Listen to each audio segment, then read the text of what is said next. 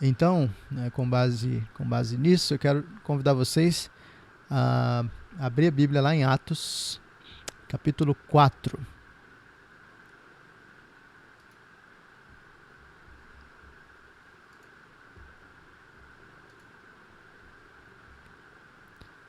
Atos, capítulo 4.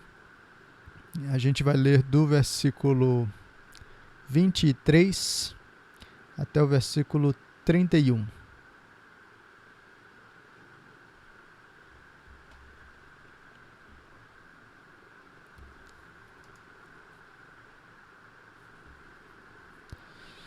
E eu tô vendo aqui que o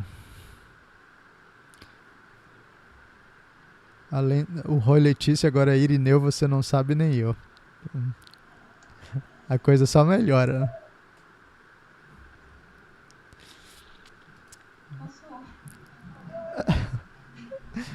Vamos lá então.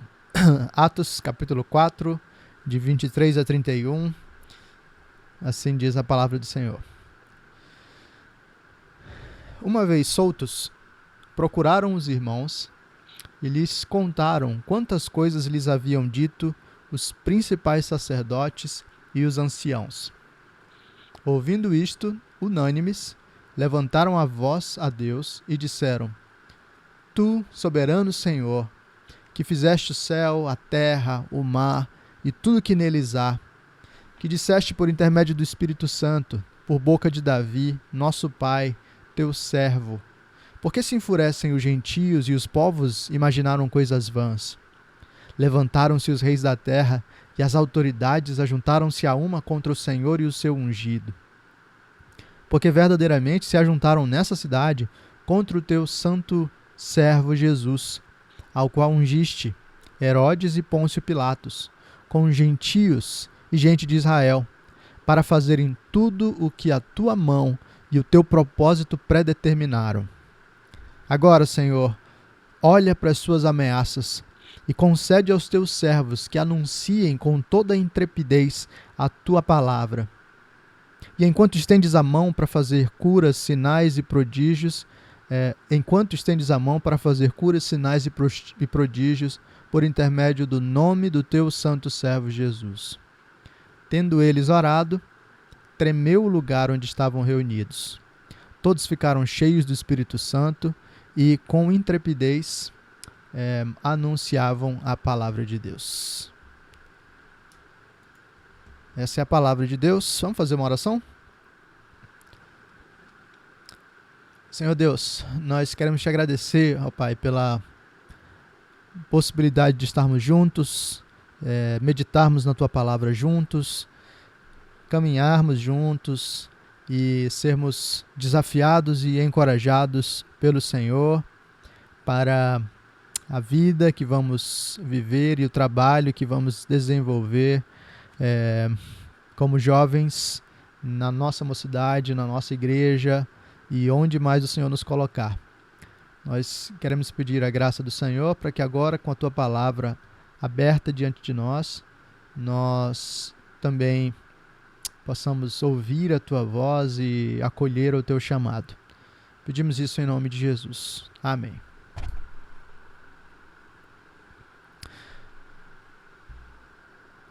Uma vez eu ouvi falar, e é claro, não confirmei isso, talvez se alguém aí souber, vocês podem me corrigir ou confirmar ou desmentir isso.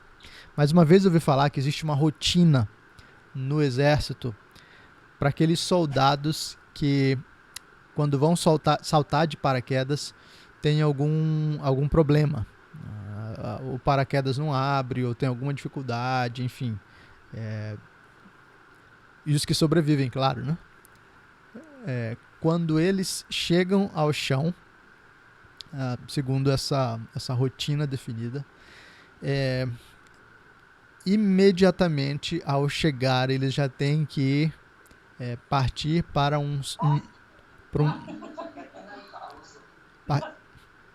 partir para um novo salto. Quando o treinador perceber que o medo está crescendo, né, o cara deu um problema, ele caiu, já foi ficando paralisado pelo medo, a rotina corre e bota o cara para saltar de novo. E a ideia por trás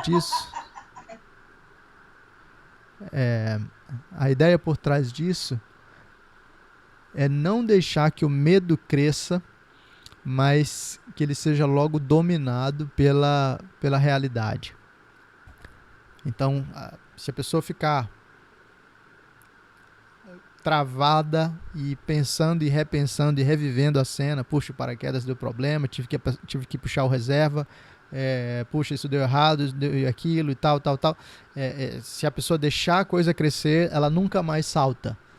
Então a rotina lá deu problema, caiu, chegou no chão, quando perceber, já imediatamente coloca a pessoa novamente para saltar, para ela não ser dominada pelo medo, mas ter logo uma segunda experiência que seja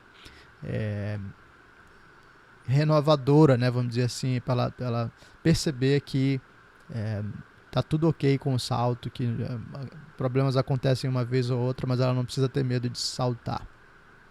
Bom, existem alguns episódios, como um salto no qual o paraquedas dá problemas, que podem congelar a gente de medo, né? E isso nos colocar em uma tendência de desespero crescente.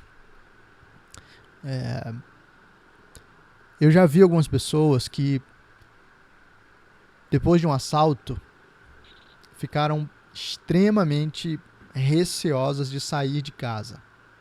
Eu lembro bem de um amigo que estava dirigindo lá na minha cidade, lá em São Luís. Ele estava dirigindo e, de repente, 2 assaltantes desceram de um ônibus, e o ônibus estava na frente do carro dele. Os assaltantes desceram e já chegaram apontando a arma para ele, entraram no carro dele e o fizeram levá-los até uma invasão, até um lugar bem perigoso, e ele morrendo de medo porque não sabia se ia ser assassinado ou não, enfim. Depois disso, esse cara ficou há algum tempo travado, sem querer sair de casa, sem querer dirigir. Existem episódios assim, né? Pessoas que sofrem acidentes de automóvel podem ficar com medo de voltar a dirigir. Enfim, acidentes na prática de algum esporte podem fazer algumas pessoas não voltarem a praticá-los. Existem episódios que são traumáticos nesse sentido. E a questão é o que a gente faz quando tem um episódio que nos trava, que nos bloqueia, ou que nos coloca numa posição em que o medo ou a ansiedade tendem a crescer, e assim, né, impedir a nossa ação mais livre e mais dedicada. O que a gente faz diante do bloqueio e diante da apreensão? O texto de Atos capítulo 4 nos ajuda com isso. E vocês vão entender lá no fim por que eu estou mencionando isso aqui pra gente. Mas lembra do que está acontecendo aqui em Atos, no início do livro de Atos. Se você lembra, Jesus sobe aos céus e promete para os seus discípulos, para os seus seguidores, que ele enviaria o Espírito e a igreja poderia, então, cumprir o seu papel como testemunha, né? Receberia poder ao descer o Espírito e seria testemunha em Jerusalém, Judéia, Samaria, até os confins da terra. Então, de certa forma, a igreja acabou de nascer. Claro que a igreja vem desde o Antigo Testamento, mas essa igreja nesse formato como a gente conhece. E, de fato, o Espírito desce em Atos capítulo 2, a gente tem aquela pregação poderosa de Pedro, muitas conversões, a igreja começa a ganhar um pouco mais de fôlego e de força na proclamação do Evangelho. A igreja estabelece uma rotina mais viva, né, de partir o pão, de se encontrar todos os dias nas casas e nos templos, de perseverar na doutrina dos apóstolos, nas orações. Então tem muita vida acontecendo aí. Pedro, né, ganha cada vez mais proeminência como um líder na igreja, e isso fica evidente no capítulo 3, com o episódio da cura, né, de um coxo e também da pregação, mais uma vez, de Pedro. Só que agora a gente chega no capítulo 4 e o pessoal, especialmente os religiosos, né, saduceus, os sacerdotes, estão ficando muito incomodados com o que está acontecendo ali. especialmente porque, por exemplo, Pedro acabou de curar um coxo que era conhecido, e isso vai dar problema, né? Tá todo mundo observando isso, todo mundo conhecia, todo mundo viu a transformação, então esse negócio não pode crescer, especialmente porque são seguidores, né, do Jesus que foi morto já pelos judeus. Esses caras então decidem prender Pedro e João.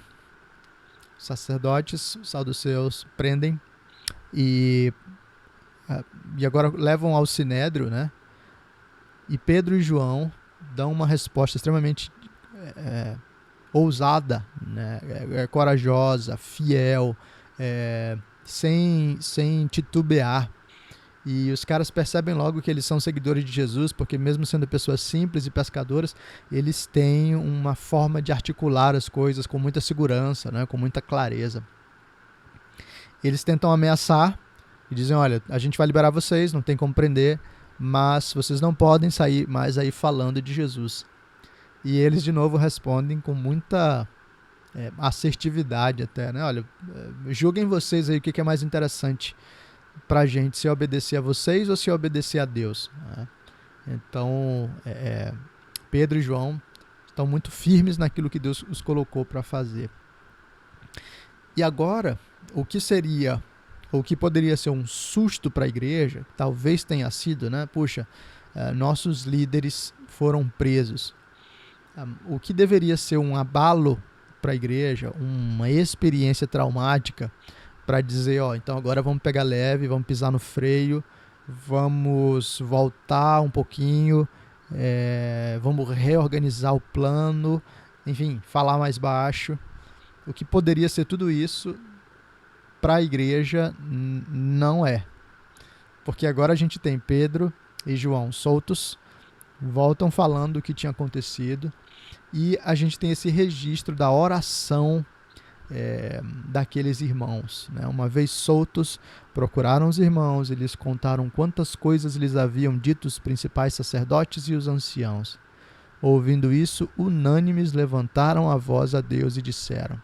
E aí a igreja começa a orar, pedindo para Deus mais coragem para continuar fazendo o trabalho que tem que ser feito, sem pisar no freio, sem baixar o volume, sem ficar com medo de subir no avião de novo para saltar de paraquedas. Caiu, foi preso, teve uma experiência difícil, então agora é hora de dobrar a aposta e seguir em frente.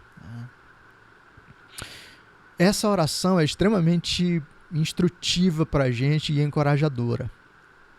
Ela fala para pessoas que estão numa situação de insegurança ou incerteza. Ela fala para pessoas que olham riscos e possibilidades ruins. Ela fala para pessoas que poderiam ceder ao desânimo e para pessoas que olham para suas próprias limitações, para suas próprias fraquezas. E essa oração nos ajuda a, em todas essas circunstâncias, seguir em frente, dando um passo de cada vez mais, um passo para frente, buscando glorificar a Deus e cumprir o nosso chamado. Então, se a gente pudesse resumir o ensino dessa oração, o que essa circunstância fala para a gente, se a gente pudesse transformar isso em uma frase mais direta, assim, encorajadora para a gente, eu resumiria isso como: permaneçam firmes no trabalho, independentemente das circunstâncias. Por quê? Por 3 razões fundamentais. Permaneçam firmes no trabalho, independentemente das circunstâncias. Por quê? Primeiro, porque Deus é soberano. Olha o que a oração diz. Tu, soberano Senhor, que fizeste o céu, a terra, o mar e tudo que neles há, que disseste por intermédio do Espírito Santo, por boca de Davi, nosso pai, teu servo, por que se enfurecem os gentios e os povos imaginaram coisas vãs? Levantaram-se os reis da terra e as autoridades ajuntaram-se a uma contra o Senhor e o seu ungido. porque verdadeiramente se ajuntaram nessa cidade contra o teu santo servo Jesus, ao qual ungiste, Herodes e Pôncio Pilatos, com os gentios e gente de Israel, para fazerem tudo o que a tua mão e o teu propósito predeterminaram. Olha só, todo esse trecho da oração aponta para a gente a confiança tão viva que essa igreja tinha de que Deus estava no controle absoluto de todas as coisas. Eles começam dizendo, tu, soberano Senhor. Então o início da oração já é um reconhecimento do lugar que Deus ocupa. Eles reconhecem as obras de Deus, né? Fizeste o céu, a terra, o mar e tudo que neles há. Eles reconhecem a revelação de Deus que aponta para a sua soberania. Eles estão citando aqui o Salmo de número 2. E se você lembra do Salmo de número 2, a continuação desse trecho, dizendo, olha, os reis e os poderosos se levantaram contra o teu filho. E aí, um pouquinho mais à frente, o Salmo diz, o Senhor olha dos céus e ri-se deles. Né? Deus ri, Deus zomba desses caras que estão tentando se levantar contra ele. E eles dizem lá, no versículo 27, verdadeiramente se ajuntaram nessa cidade contra o teu santo. E aí versículo 28, para fazerem tudo o que a tua mão e o teu propósito predeterminaram. Quer dizer, eles creem que as coisas estão tão debaixo da soberania de Deus que mesmo a resistência de Herodes e de Pilatos caminha de acordo com a predestinação de Deus, caminha de acordo com os decretos de Deus. Então, por que a gente deve caminhar firme, seguir firme, independente das circunstâncias? Porque a gente tem uma visão clara de que Deus é Senhor absoluto sobre todas as coisas. Não existe nada que fuja do propósito de Deus. Então deixa eu fazer logo uma primeira aplicação para você já entender onde é que eu quero chegar com isso que eu estou dizendo. 2020 foi o ano que a gente subiu no avião para saltar de paraquedas e o paraquedas falhou. A gente teve que usar o reserva, a gente teve que, enfim, né, correr atrás de outras coisas, mas o fato é que o plano mudou totalmente.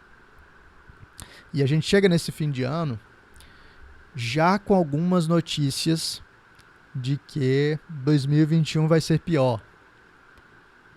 O Átila Yamarino já está publicando coisas para dizer que 2021 vai ser pior e que se a gente quiser pensar em um tempo mais aliviado, é algo lá para 2023. A imprensa volta a noticiar, né, com muita força a ideia de uma segunda onda de pandemia, ou pelo menos de contaminação na Europa. Está contando o número de novos contaminados nos Estados Unidos e logo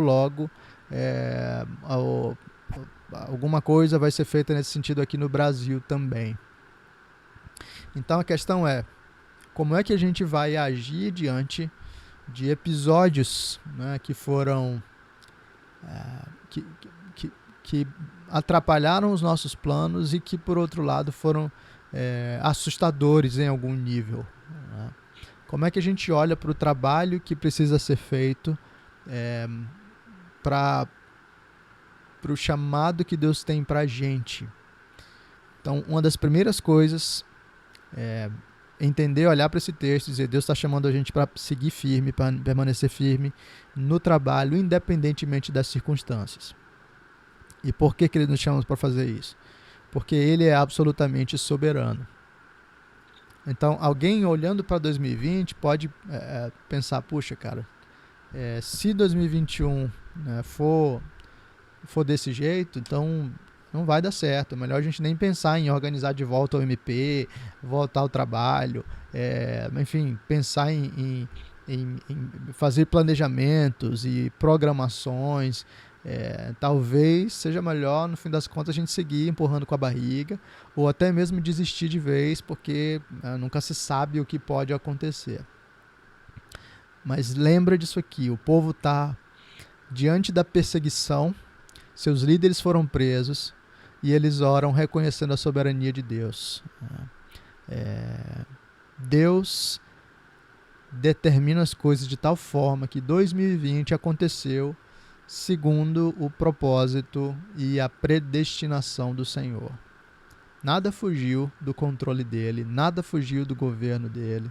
Ele continua sendo absolutamente soberano sobre Covid, sobre cenário econômico, sobre emprego e desemprego, sobre todas as coisas. Sobre o seu curso na faculdade, sobre a sua formatura, sobre o seu casamento ou a possibilidade do casamento. Deus continua sendo absolutamente soberano sobre tudo isso. E essa é uma grande base para a gente seguir trabalhando. Com máscara ou sem máscara. Trabalhando, trabalhando, trabalhando. Segunda coisa.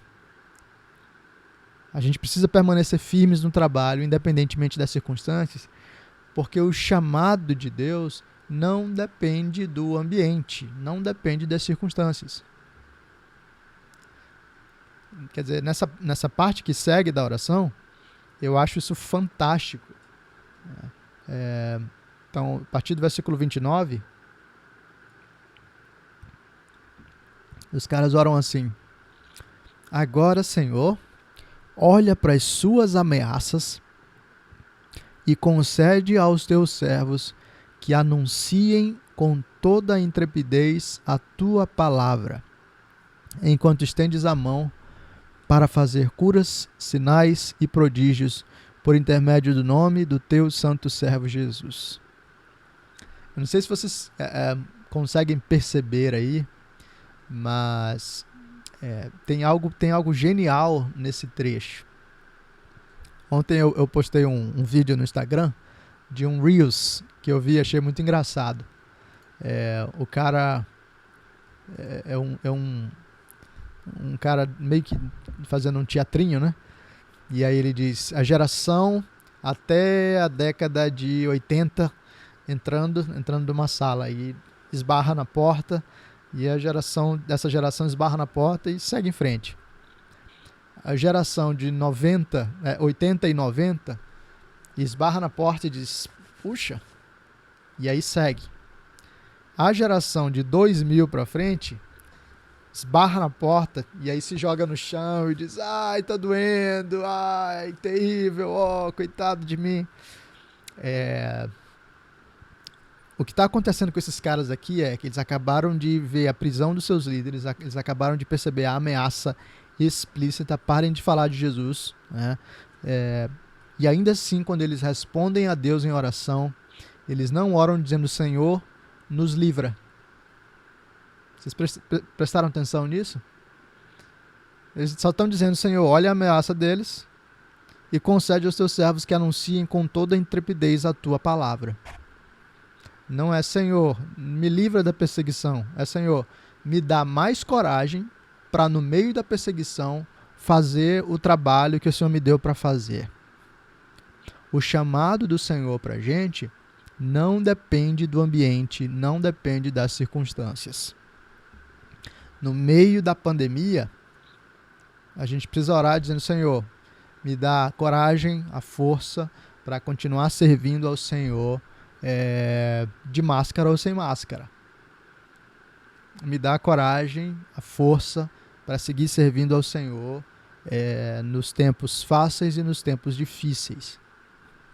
Eu não quero dizer que é pecado orar por livramento. Claro que não. Jesus orou dizendo: Pai, se possível, passa de mim esse cálice. Né? Então não há nenhum pecado em orar por livramento. Mas entenda isso: o chamado de Deus para a gente não está atrelado às circunstâncias ou ao ambiente imediato, no sentido de que o chamado não some se a época for difícil. O chamado permanece. Épocas fáceis e épocas difíceis são o momento da gente continuar trabalhando e servindo a Deus de modo diligente, fiel, firme, ousado. Né? Então eu sei que para alguns de nós a gente teve uma variação, né, de de ânimo ao longo desse tempo de pandemia. Então, talvez no primeiro momento, tá tranquilo aqui no Brasil, então beleza, vamos continuar. Ou então, beleza, fechou tudo, vamos seguir, vamos tentar fazer tudo aqui pela internet e tal.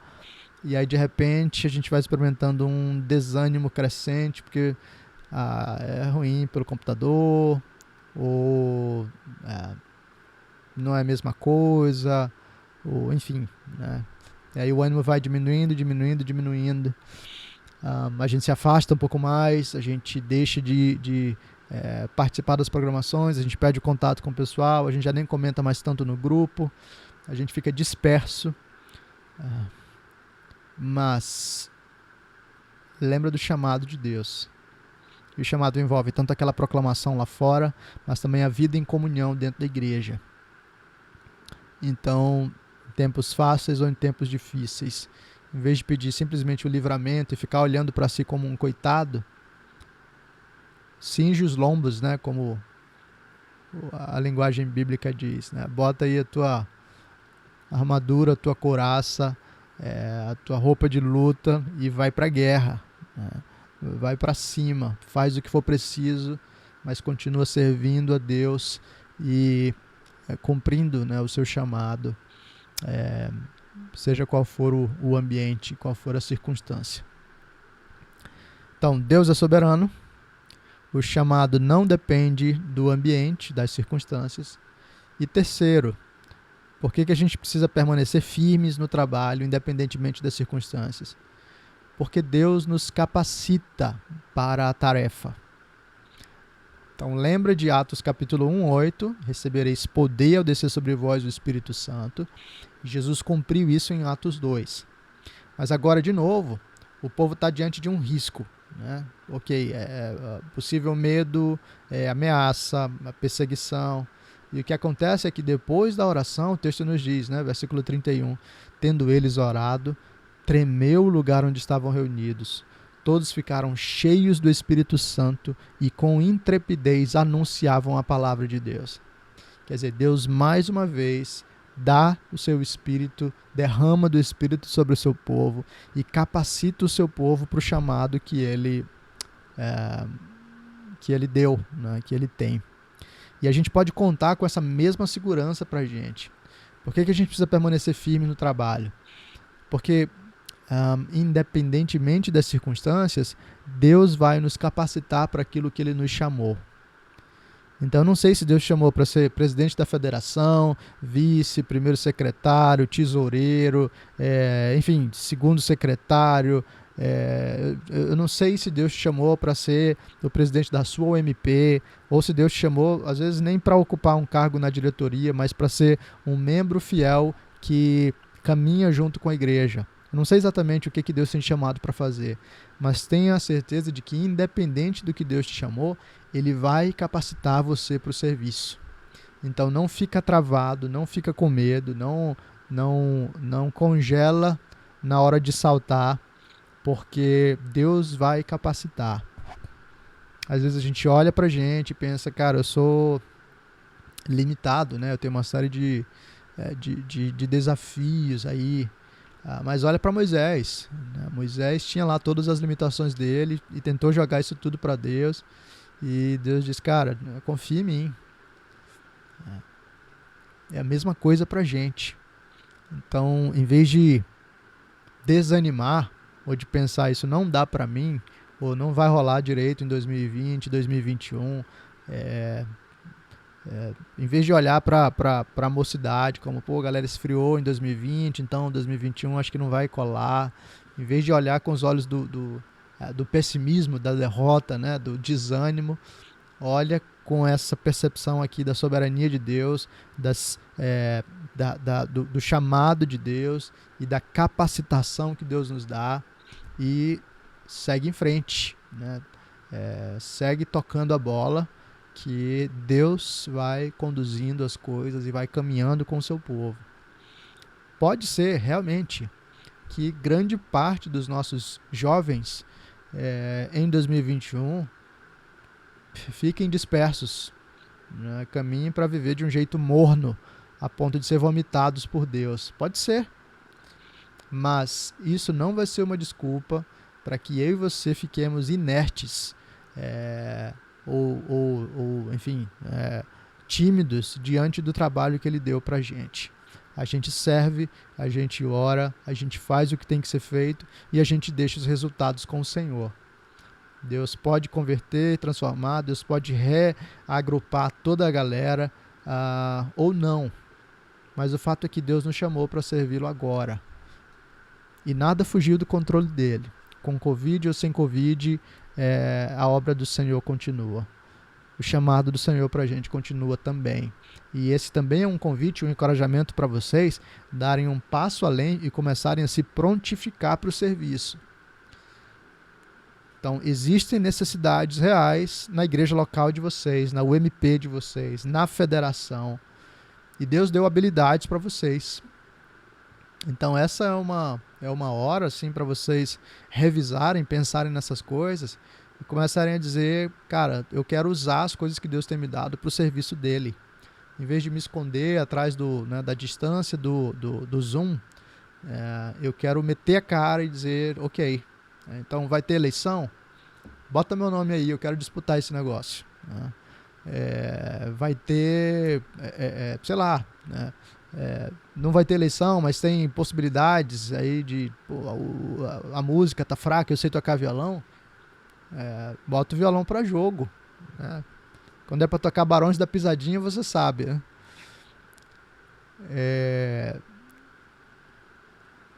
Espero que não. Então, usa isso para a glória de Deus. Deus te deu habilidades manuais, um senso estético, você sabe fazer cartaz da sua MP, sabe ajudar o pessoal com artes e, enfim, colocar versículos e coisas assim. Bota isso para servir a Deus, para servir os irmãos. Usa aquilo que Deus tem te dado, te prontifica para o serviço. Isso vai ser, um gesto de adoração a Deus e de serviço aos irmãos. Não adianta nada você ter um set de habilidades gigantesco e usar essas coisas só para ganhar capital, né? Só para se glorificar ou para usar tudo isso em benefício próprio, né? Deus nos chamou para nos desgastar em favor uns dos outros. E a gente faz isso confiando na graça de Deus. Deus não cobra as coisas de nós sem que Ele mesmo nos dê graça para fazer tudo aquilo que Ele nos chamou para fazer. Então, confia no cuidado, confia na graça, confia na companhia de Deus e fica firme, né? Fica firme no trabalho, independentemente das circunstâncias. 2020 foi um ano de problemas, mas em vez de ficar ansiosos quanto a 2021, a gente é chamado para orar como esses irmãos e dizer: Tu, soberano Senhor, que fez os céus e a terra, olha para a gente, olha para as ameaças de novas ondas de pandemia ou ameaças de distanciamento do pessoal e de esvaziamento da UMP, olha para tudo isso e nos dá ousadia, intrepidez para continuar falando do Senhor e fazendo o trabalho que o Senhor nos deu para fazer com fidelidade. E aí a gente vai poder de fato guardar aquele que é o nosso lema, né, da UMP, alegres na esperança, fortes na fé, dedicados no amor e unidos no trabalho. O cara que fez ou que bolou esse lema aqui não fazia ideia de que 2020 seria um grande teste para isso aqui, né? Mas essa é a hora da gente lembrar disso e dizer, ok, Deus é digno. Então fiquem firmes, Deus vai caminhar com vocês e dar graça para vocês em 2021, tá bom? Deus abençoe vocês.